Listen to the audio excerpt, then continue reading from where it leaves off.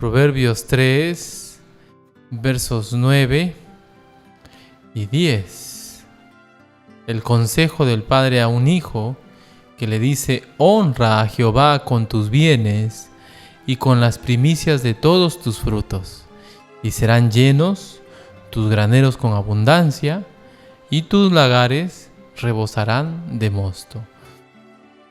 Verdades que nos enseña este pasaje, varias verdades. Primero, cuando honramos a Dios, también lo podemos hacer con nuestros bienes, con labios, con las alabanzas, pero podemos honrar a Dios también con nuestros recursos. En el caso específico de los judíos, habíamos estado estudiando este pasaje en la mañana para quienes se lo perdieron. En el caso específico de los judíos, este papá tenía un pensamiento de un contexto judío.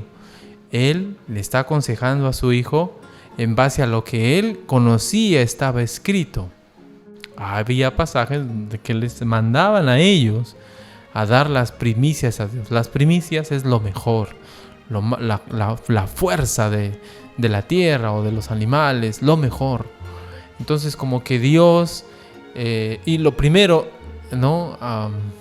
Algunos dicen es un acto de fe porque de alguna manera eso le estás dando lo mejor a Dios, ¿no? Entonces, si algún principio podemos aprender aquí es: debemos honrar a Dios con nuestros bienes, pero siempre debemos procurar darle lo mejor. Bueno, saltando el tema de los bienes, todos nosotros lo mejor debemos ser y hacer para Él. Si nos toca tocar la música, lo mejor. Si nos toca preparar algo para Él, lo mejor. De buena gana, gozosos.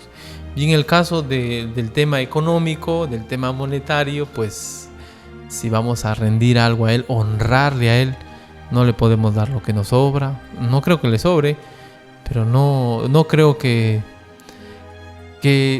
cada uno es consciente en su corazón, ¿no? Cómo da a Dios, y dar de tal manera que le honremos a Él. También versículo 10 decía: serán llenos tus graneros con abundancia y tus lagares rebosarán de mosto.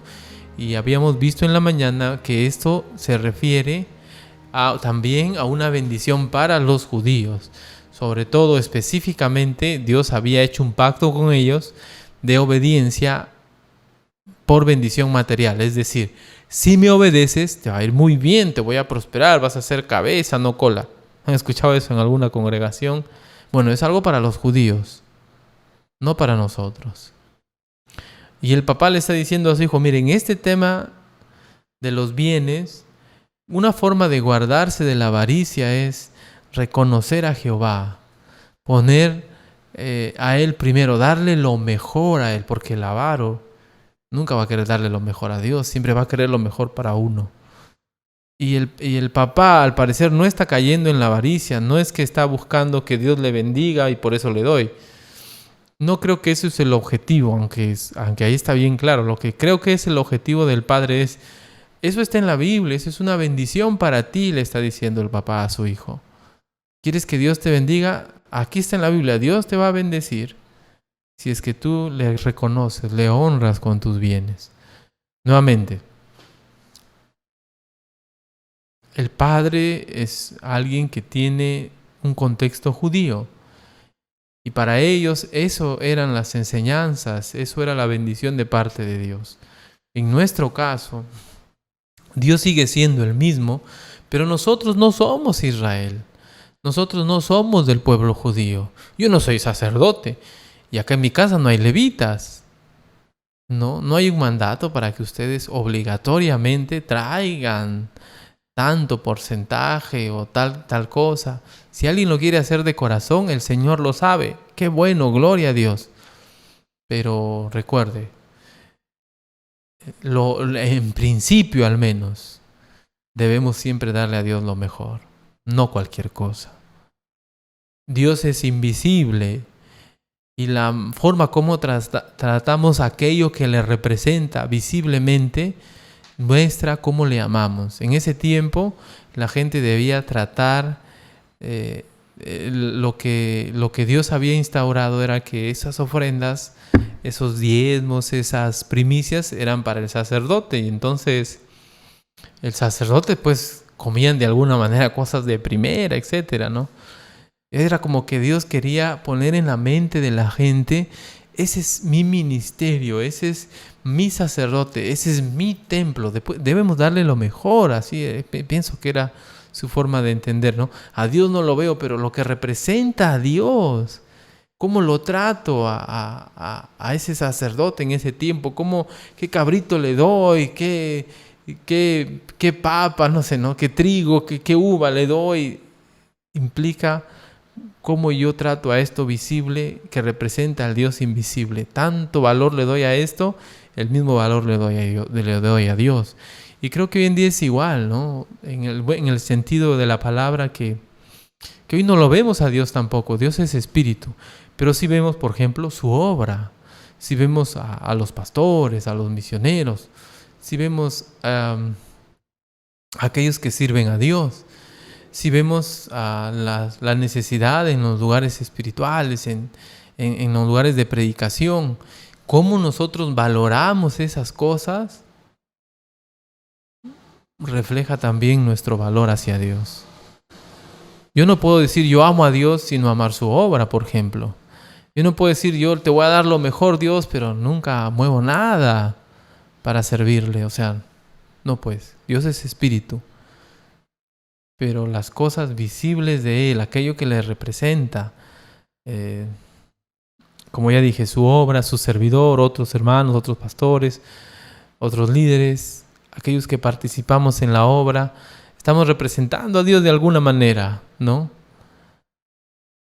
Y el trato hacia la obra, hacia el templo, hacia la vida cristiana, debe ser un trato que refleje el Dios grande que tenemos. Bueno, en el Nuevo Testamento, para continuar con la idea del dar a Dios, que eso lo vamos a ver Dios mediante en otro mes, pero para dar la idea, para terminar la idea hoy, siendo que está hablando una persona que tiene un pensamiento judío, en el Nuevo Testamento la iglesia no es una nación. La iglesia, aunque somos ciudadanos del cielo, la iglesia no es Israel, porque no estamos bajo esos mandatos. La iglesia tiene otras prácticas diferentes. Y siempre se ve en el Nuevo Testamento que no hay un límite para dar. Que más bien lo que se anima, lo que se motiva a dar a Dios es con generosidad. No es que uno dice, bueno, yo doy esto y esto es suficiente. No es así. O de lo poquito que doy, claro, eso nadie lo puede juzgar, solo Dios. Pero lo que sí en la Biblia se ve es el dar con generosidad a Dios. El dar con generosidad a Dios. La ofrenda de la viuda dio todo lo que tenía. El rico echaba de lo que le sobraba. Entonces Dios siempre está no tanto interesado en la cantidad, sino en el corazón de uno, la generosidad de uno. Miren por favor, segunda a los Corintios capítulo 9, versos 6 al 11, hablando de la ofrenda que estaban dando para ayudar a otros. Noten lo que dice. Segunda a los Corintios 9, del 6 al 11, dice: pero esto digo, el que siembra escasamente, también segará escasamente. Y el que siembra generosamente también segará. Ahora no dice en este tiempo aquí. Versículo 7. Cada uno dé como propuso en su corazón, no con tristeza ni por necesidad, porque Dios ama al dador alegre. Note, no hay un límite abajo, no hay un límite arriba. Lo único que Dios quiere es que uno proponga en su corazón. Bueno, en el caso de este asunto, no con tristeza ni por necesidad, ¿no? Porque Dios ama al dador alegre. Con alegría. El tiempo de dar a Dios debe ser con alegría. Como en el Antiguo Testamento, habían fiestas, celebraciones para dar a Dios. Ahora no hay una ley, no hay una norma que nos restrinja, que nos limite. Nos sentimos contentos porque damos esto. No, debemos pensar en la generosidad. Generoso significa abundante. Mire el que sigue. Y poderoso es Dios para hacer que abunde en vosotros toda gracia, a fin de que teniendo siempre en todas las cosas todo lo suficiente, abundéis para toda buena obra. Dios es poderoso y no hay una promesa directa en este caso, salvo el versículo anterior que decía: el que siembra escasamente segará escasamente, y el que siembra generosamente, generosamente también segará. En el versículo 8, Dios es poderoso para proveer, para seguir dando, es lo que ofrece. Versículo 9, repartió, como está escrito, repartió, dio a los pobres, su justicia permanece para siempre. Versículo 10, el que da semilla al que siembra y pan al que come, proveerá y multiplicará vuestra sementera y aumentará los frutos de vuestra justicia, para que estéis enriquecidos en todo para toda liberalidad, el cual produce por medio de nosotros acción de gracias a Dios. Ahora, en el contexto, quienes habían dado al Señor eran gente que en nuestro juicio probablemente necesitaban ayuda, pero esa gente de Macedonia había dado a Dios para ayudar a otros en ese contexto, ¿no? Entonces la generosidad está primero acá, ¿no? Algunos de nosotros nos limitamos, ¿no?, para con Dios, pero no debe ser así. Debemos ser generosos con nuestro Dios, algo que refleja el Dios grande que tenemos. Mire por favor Filipenses 4:7, Filipenses 4:17 al 19. Pablo está hablando aquí, le están sosteniendo a él, pero mire cómo él se expresa de la ofrenda de los hermanos que le han estado haciendo alcanzar. Dice: no es que busque dádivas, busco fruto que abunde en vuestra cuenta. Note, versículo 18. Pero todo lo he recibido y tengo en abundancia, estoy lleno, habiendo recibido de Epafrodito lo que enviasteis, olor fragante, sacrificio acepto, agradable a Dios. Mi Dios pues suplirá todo lo que os falta, conforme a sus riquezas en gloria, en Cristo Jesús. Note entonces que es bueno dar a Dios. Y nuevamente, ¿no?, las personas, Dios es invisible, y cuando damos a Dios, en realidad, hoy en día es a su obra, a sostener los siervos de Dios, los necesitados también. Pero nunca la Biblia nos pone un límite, un techo. Esto es lo que debo dar, lo máximo. No, siempre apunta a la generosidad. Y Pablo pone, ¿no?, esta expresión: mi Dios pues suplirá todo lo que os falta conforme a sus riquezas en gloria en Cristo Jesús. Es muy diferente a en el Antiguo Testamento. Dios había hecho un pacto. Aquí es Pablo que está hablando, ¿no? Tiene ese deseo, tiene ese anhelo, y él tiene esa expectativa de que Dios va a suplir, va a proveer, va a multiplicar. Pero no es igual que en el Antiguo Testamento. En el Antiguo Testamento es un pacto que Dios había hecho con los israelitas. Aquí hay seguramente, ¿no?,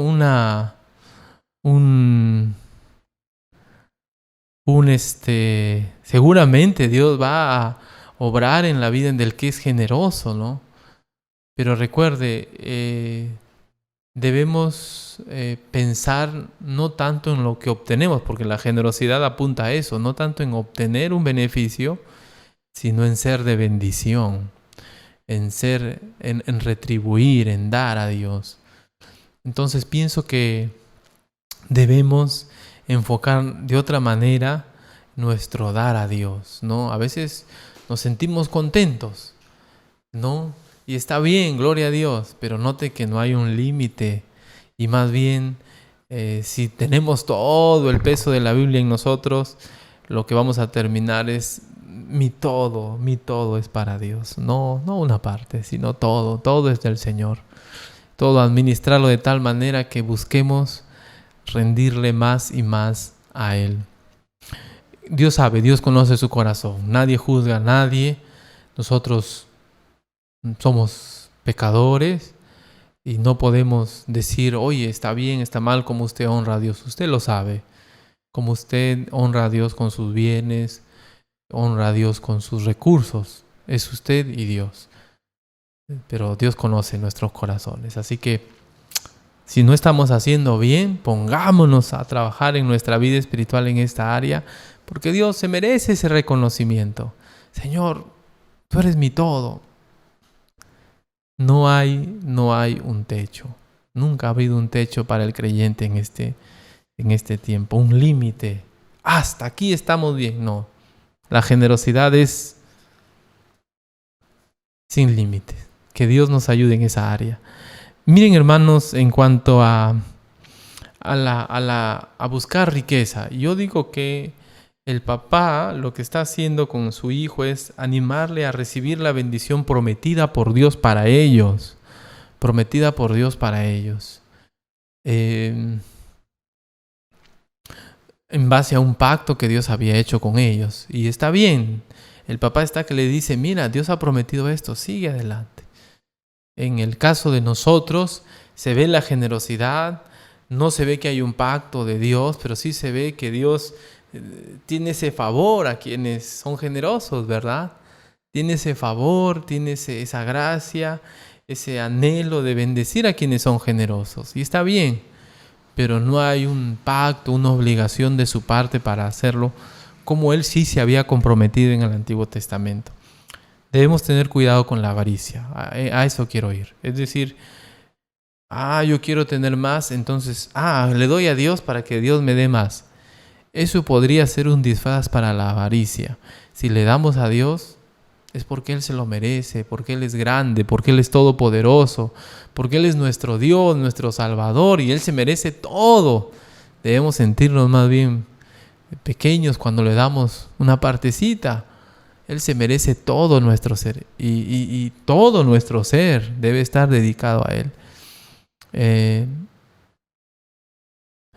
Miren, vamos a mirar algunos pasajes que hablan de las riquezas para tener un poquito la reflexión en cuanto a tener cuidado con esto, ¿no? Dios nos puede bendecir, amén, gloria a Dios. Dios puede ser agradado con nosotros y bendecirnos, sí, pero debemos tener cuidado con ello, porque miremos lo que dicen algunos pasajes en cuanto a las riquezas. Mire lo que dice Proverbios 11:4. Proverbios 11:4. No aprovecharán las riquezas en el día de la ira, mas la justicia librará de muerte. Las riquezas no cuentan para justificarse delante de Dios. Delante de Dios, seas rico, seas pobre, no importa.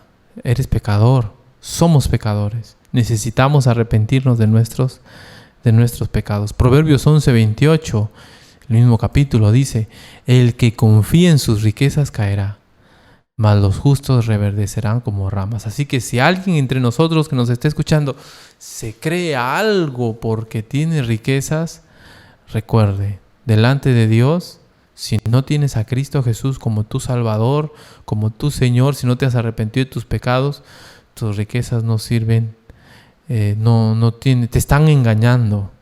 Hay cosas más importantes que la riqueza. Mire lo que dice Proverbios 13:7. Proverbios 13:7. Hay quienes pretenden ser ricos y no tienen nada. Y hay quienes pretenden ser pobres y tienen muchas riquezas. Muchas riquezas. A veces nosotros pretendemos, buscamos las cosas materiales, y el tener cosas no nos hace más.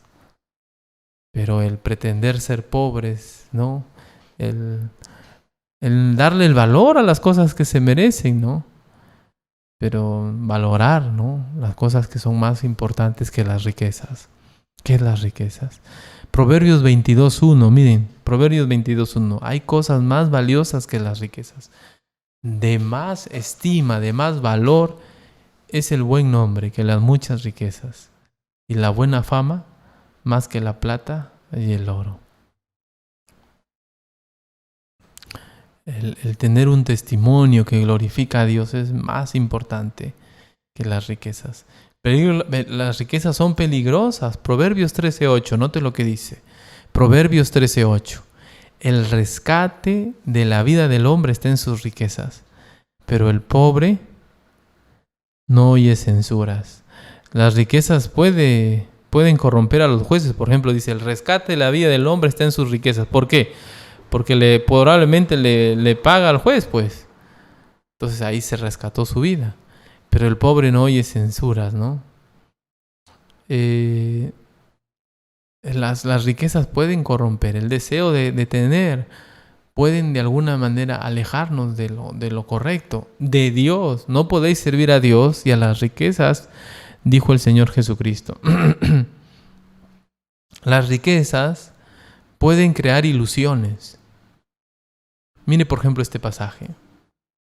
Proverbios 19:4. Las riquezas traen muchos amigos, mas el pobre es apartado de su amigo.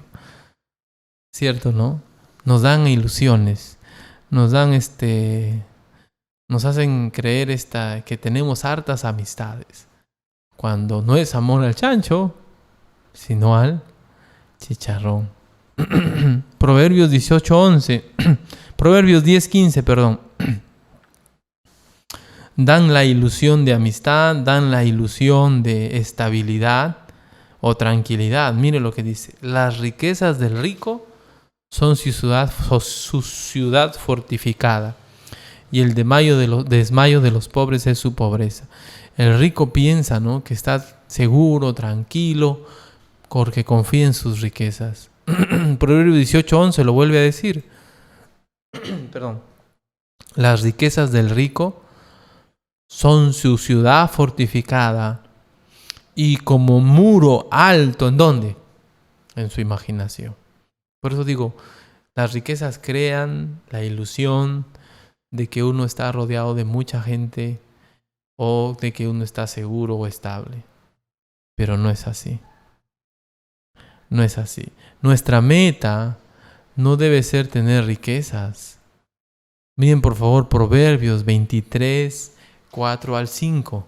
Proverbios 23, 4 al 5. ¿Qué dice? No te afanes por hacerte rico. No le vamos a dar a Dios para que Él nos haga ricos. Le damos porque Él se lo merece. Sé prudente y desiste. Piénsalo. Sé prudente. La palabra prudencia lleva la idea de frenar, de pensar, sofroneo. Piensa. Utiliza la cabeza y desiste.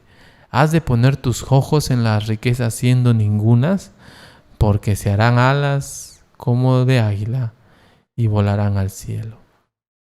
Proverbios 27:24. Proverbios 27:24. Miren lo que dice. Porque las riquezas no duran para siempre, y será la corona para perpetuas generaciones. El estatus, las posesiones no son para siempre. En el contexto, ¿no?, está hablando de cuidar las finanzas, pero lo que nos está diciendo es que el afán por tener, el afán por poseer nos puede entorpecer, nos puede engañar. Y si voy a darle a Dios, si voy a ser generoso con mi Dios, es incondicionalmente, es por lo que ya Él ha hecho por mí, no porque yo pueda obtener algo más de Él. Cuidado, que nuestras motivaciones, si son esas, pueden encubrir avaricia, ¿no? Bueno, hay más pasajes. Proverbios 6, 23 y 24. Permítanme algunos más. Proverbios 6, 23 y 24. Me voy a saltear. Versículo 24. Proverbios 6, 24 dice: ninguno puede servir a dos señores, porque o aborrecerá al uno y amará al otro, o estimará al uno y menospreciará al otro. No podéis servir a Dios y a las riquezas. Las riquezas pueden convertirse en nuestro Señor, en nuestro amo, en nuestro dueño. Ya no es que yo poseo las riquezas, sino con el tiempo las riquezas me poseen a mí. Mateo 13:22. Miren lo que dice Mateo 13:22. Las riquezas, el afán por las riquezas, tienen el poder para ahogar, matar la palabra de Dios. Si usted está escuchando este mensaje, pero en su mente está lo más importante es obtener bienes, ese pensamiento de obtener bienes, de obtener riquezas, está matando la palabra de Dios. Mire lo que dice. El que fue sembrado entre espinos, este es el que oye la palabra, pero el afán de este siglo y el engaño de las riquezas ahogan la palabra y se hace infructuosa. El engaño de las riquezas pueden matar la palabra sembrada. Miren lo que dice Lucas 18:22-24, pasaje conocido. Jesús, oyendo esto, le dijo: aún te falta una cosa. Vende todo lo que tienes y dalo a los pobres, y tendrás tesoro en el cielo. Y ven y sígueme. Versículo 23. Entonces él, oyendo esto, se puso muy triste, porque era muy rico. Versículo 24. Al ver Jesús que se había entristecido mucho, dijo: cuán difícilmente entrarán en el reino de Dios los que tienen riquezas. ¿Por qué? Porque están cargados están turbados, ¿no? Obcecados. Eso es lo que dice. Ahora, no es cierto que todos los que tienen recursos son malas personas. Es que no es tanto el que tienes o que no tienes, sino cómo estamos aquí. La avaricia está aquí. Y si yo estoy dándole a Dios para que Dios me bendiga, no es tan correcto. Debo darle a Él porque Él es grande, maravilloso. Ahora, si Dios nos ha dado posesiones, mire lo que dice 1 Timoteo 6:17. A los ricos de este siglo manda que no sean altivos, ni pongan la esperanza en las riquezas, las cuales son inciertas, sino en el Dios vivo, que nos da todas las cosas en abundancia para que las disfrutemos. ¿Debemos poner la esperanza en las riquezas? No. Las riquezas son inciertas. El Dios vivo es seguro. Y luego dice que nos da todas las cosas en abundancia para que las disfrutemos. Mire, cuando Dios nos da cosas es para disfrutarlo. Es un mal muy grande, dice Eclesiastés, personas que pueden tener pero que no pueden disfrutar. Y si Dios le ha bendecido a usted para que usted pueda disfrutar, no tiene nada de malo siempre y cuando no sea pecado. Y siempre y cuando usted mantenga sus prioridades. La prioridad no es disfrutar. Cuando hacemos nuestra prioridad el disfrutar, caemos en lo que se llama el hedonismo. El placer se vuelve la meta. Y no es esa la voluntad de Dios. La voluntad de Dios es que disfrutemos, pero en su lugar. La prioridad es Dios. Y si un día, por causa de Dios, tenemos que dejar de disfrutar algo, gloria a Dios. Gloria a Dios. La meta no es disfrutar, la meta es la gloria de Dios. Qué bueno que Dios nos bendice con cosas, con familia. Qué bueno que Dios nos bendice en muchas maneras y podemos disfrutar de ello. Pero nunca eso debe ser un obstáculo para nuestra vida. Si en algún momento entendemos que debemos cambiar nuestro estilo de vida para la gloria de Dios, debemos dejar esas cosas para la gloria de Dios. El disfrutar no es la meta. La meta es la honra de Dios. Nuestros bienes, nosotros, todo puesto en delante de Dios para honrarle. Mire, yo le quiero decir algo. Cuando uno piensa en uno mismo, uno no piensa en poquito. Siempre uno con uno mismo es generoso. Siempre uno con uno mismo es, de alguna manera, busca lo mejor. Debemos pensar 1000 veces más así de Dios. Dios es más grande que nosotros. y debemos aprender con todo nuestro ser a rendirnos delante de Él y no ser mezquinos, no priorizar nosotros, sino priorizarle a Él. Que Dios nos ayude. Si hay alguna palabra que no dije bien, lo siento. Trataré de, si hay preguntas por ahí que quedan en la mente, espero que se me haga llegar. Pero lo que sí quisiera que ustedes se vayan en esta noche es que comprendamos el valor de todo lo que Dios nos da y que retribuyamos a Él, no solo nuestra economía, sino todos nosotros. Y no con el afán de que Dios haga algo por nosotros, sino porque Él es Dios, porque se lo merece. Que Dios nos ayude, que Dios nos ayude a crecer en este hábito de dar a nuestro Dios. Vamos a orar. Gracias te doy, Señor, por esta noche. Qué privilegio, Señor, el poder participar de tu obra. Y oro, Señor, para que tú dirijas la vida de cada uno de nosotros. Que nos ayudes a entender que tú, Señor, no necesitas de nuestra plata, de nuestro oro. No necesitas ni siquiera de nosotros. Que más bien nosotros lo hacemos por reconocer tu majestad, tu nombre, tu gloria, tu divinidad. Y que aunque es material lo que nosotros podemos ofrecer, en verdad, Padre, es reflejo de algo espiritual que está aquí en nuestro corazón, nuestra generosidad. Señor, ayúdanos a crecer en generosidad. Que tengamos el hábito de dar, pero con la motivación correcta, para tu gloria, para tu honra. Y que tú lo uses, Señor, en tu obra, en tu ministerio, como tú anhelas, como tú deseas. Señor, quita de nosotros la avaricia, de mi vida, de la vida de mis hermanos. Necesitamos las cosas materiales, pero las cosas materiales y el placer que producen no es la meta es tu gloria. Y si en algún momento, Señor, entendemos que debemos hacer un sacrificio, ayúdanos, Padre.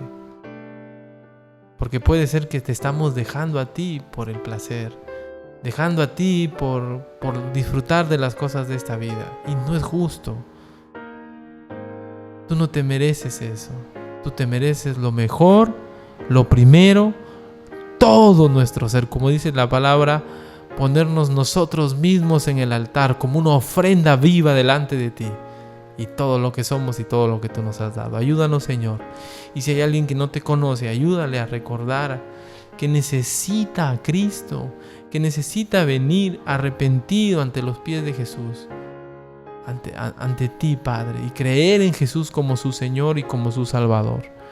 De esta manera, Señor, tú podrás salvarle, tú podrás darle la vida eterna, como dice tu palabra. Oro, Señor, por cada uno de nosotros, en el nombre de Jesús, nuestro Salvador. Amén.